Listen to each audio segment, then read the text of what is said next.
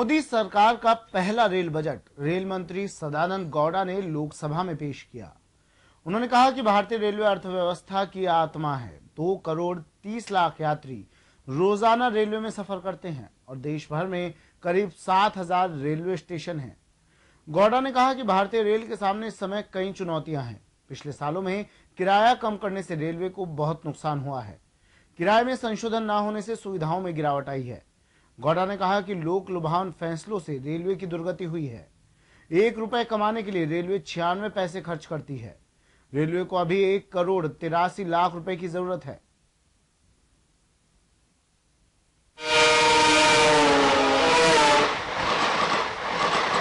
Social service obligations rose from 9.4% of gross traffic receipts in 2000-2001 to 16.6% in 2010-11. In 2012-13, such obligations stood over rupees 20,000 crore.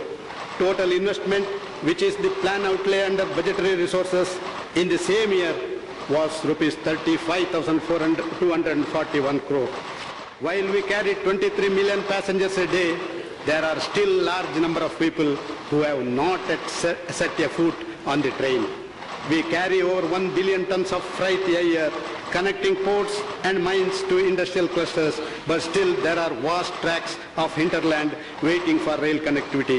Though freight business has grown steadily over the years, the Indian Railways carry only 31% of the total freight carried in the country by all modes. These are the challenges we have to face. Indian Railways runs about 12,500 trains to carry over 23 million passengers per day, connecting more than 7,000 stations spread across the subcontinent. It is equivalent to moving the entire population of Australia. We run more than 7,400 freight trains carrying about 3 million tons of freight every day.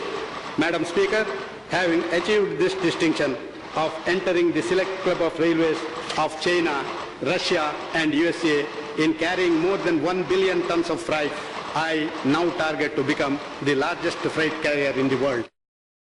Narendra Modi सरकार के पहले rail budget में हंगामे के साथ हंसी ठिठोली का दौर भी चला।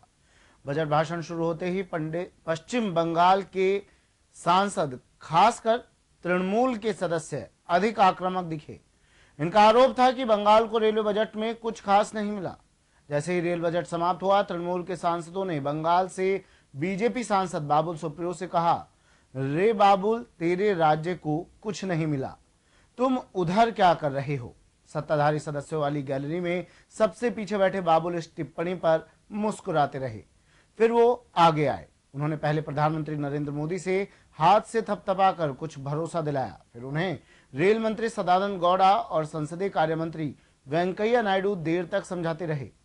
रेल मंत्री सदानंद गौड़ा ने रेल बजट की स्पीच जल्दी पढ़ रहे थे। लगभग 12 बजे उन्होंने भाषण शुरू किया तो अगले 40 मिनट तक वो बिना रुके बोलते रहे। कोई बड़ा व्यवधान भी नहीं हुआ। 40 मिनट बाद वो पानी पीने के लिए रुके तो उन्हें सौगत राय ने टोका, आस्ते आस्ते पढ़िए, कोई ट्रेन नहीं छूटेगी।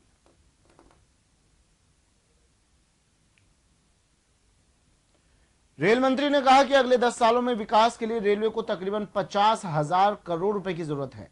गौड़ा ने कहा कि रेलवे में पीपीपी के जरिए रेवेन्यू बढ़ाने की जरूरत है।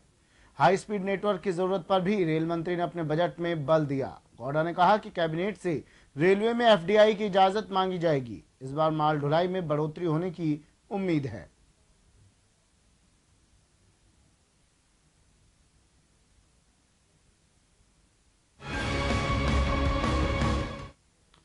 रेल मंत्री ने कहा कि पीपीपी मॉडल से रेलवे की किस्मत चमकाई जाएगी। मंत्री ने कहा कि जहां जहां रिटायरिंग रूम उपलब्ध हैं, वहां उनकी ऑनलाइन बुकिंग शुरू की जाएगी।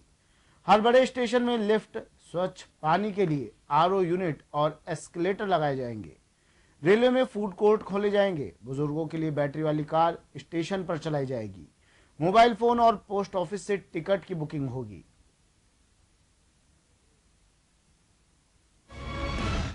दुनिया के कई देशों में ट्रेनें 250 से 300 किलोमीटर प्रति घंटे की रफ्तार से चलती हैं, लेकिन भारत में ट्रेनें इसकी आधी गति को भी नहीं छू पाई थी।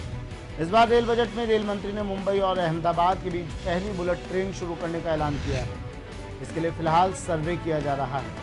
पूरे प्रोजेक्ट के लिए रेल मंत्री ने 60,000 करोड़ की बजट राशि की मांग की है। इसके अलावा रेल मंत्री ने 9 रूटों पर हाई स्पीड ट्रेनें चलाने का ऐलान किया है। इसकी स्पीड 200 किलोमीटर प्रति घंटा करने की बात भी की है। इसके लिए 9 रूटों पर काम किया जा रहा है। ये रूट है Delhi Agra, Delhi Chandigarh, Delhi Kanpur, Kanpur Nagpur, Mysore Bangalore, Chennai central, Nagpur Bilaspur.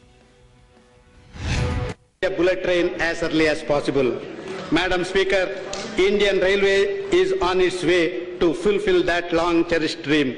I propose bullet trains by starting off with an early identified Mumbai-Ahmedabad sector where a number of studies have been done. Today, under the leadership of Shri Narendra Modi ji, Honorable Prime Minister, we are embarking on an ambitious plan to have a diamond quadrilateral network of high-speed rail connecting major metros, growth centers of the country.